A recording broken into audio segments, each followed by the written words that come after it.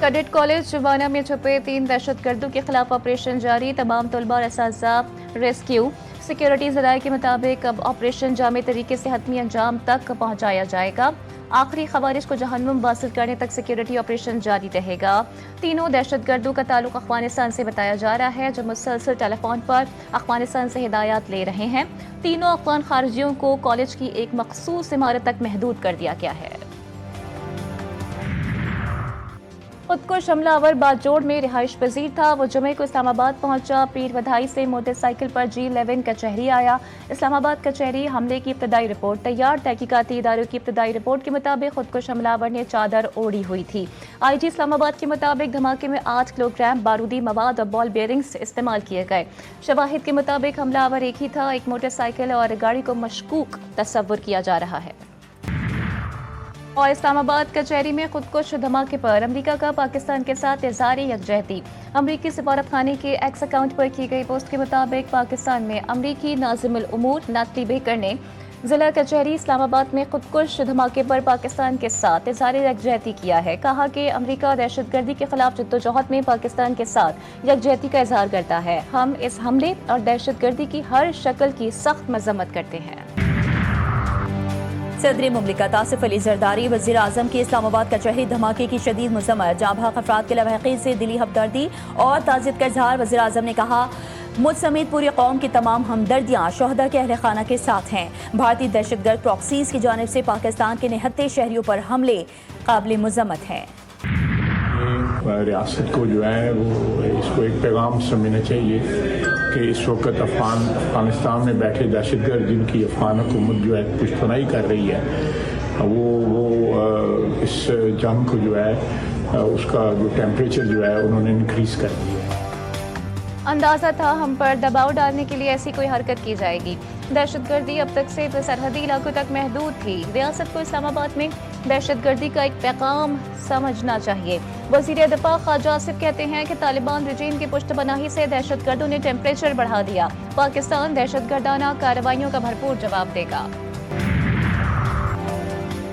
एक तरफ मुज़ाकरा, दूसरी तरफ हमारे बच्चों का खून बहाया जा रहा है। हमें दुनिया को इनके चेहरे दिखाने होंगे। ऐसा नहीं हो सकता जिसे हम भाई कहें वो हमें लाशें दें। जुल्म और बर्बरियत कबूल नहीं करेंगे। अफगानिस्तान की सरजमीन पाकिस्तान के खिलाफ इस्तेमाल नहीं होनी चाहिए। चेयरमैन पाकिस्तान उलमा काउंसिल अल्लामा ताहिर अशरफी की GTV न्यूज़ से गुफ्तगू। कहते हैं, दुश्मन फिर पाकिस्तान में दहशतगर्दी करना चाहता है। हम सबको मिलकर दहशतगर्दों का मुकाबला करना है। नई दिल्ली कार धमाके के बाद मोदी हुकूमत की अपनी बताई कहानी सामने आ गई। धमाके के अमीर शाहिद धर्मेंद्र के मुताबिक गाड़ी के अंदर 4 जली हुई लाशें मिली। 2 अफराद बाहर हलाक और 1 जख्मी हुआ। सफेद रंग की मारुति थी, नंबर प्लेट हरियाणा की थी।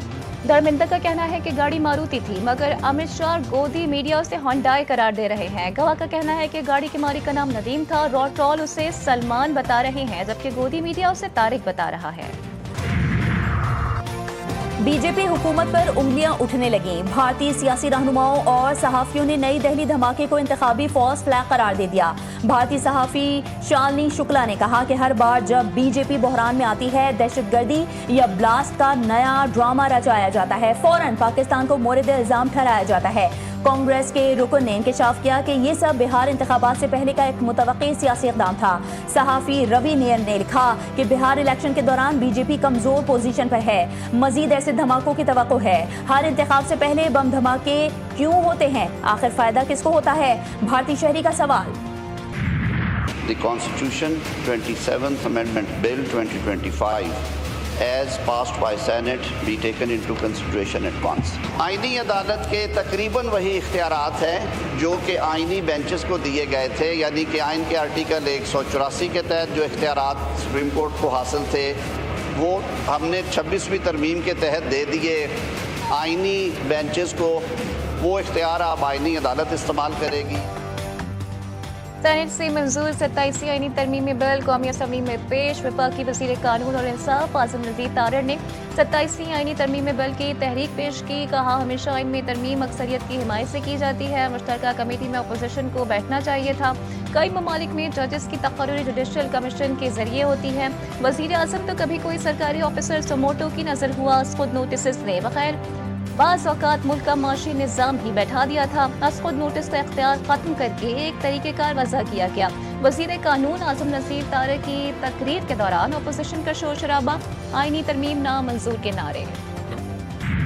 अवाम के बुनियादी हकूक़ का हुकूमत के खिलाफ, हुकूमत की जद कोब में जो लोग आ जाते हैं उनके खिलाफ लोगों के पास एक किला होता है।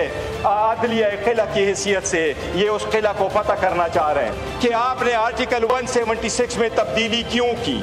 आज के बाद पाकिस्तान से आपने हमेशा हमेशा के लिए चीफ जस्टिस ऑफ पाकिस्तान का टाइटल खत्म कर दिया। 27वीं आईनी तरमीम को हम नहीं मानते, आइन मुकद्दस जिम्मेदारी है। आज इस जिम्मेदारी से बेईमानी की गई। चेयरमैन PTI बैरिस्टर गौहर ने 27वीं आईनी को बाकू तरमीम करार दे दिया। कहा, दुनिया के किस सदर के पास इस्तिस्ना होता है? दुनिया भर में अवाम के सामने जवाबदेह होना ही जमहूरियत है। आज ये जमहूरियत को दफन करने के लिए कदम आगे बढ़ रहे हैं।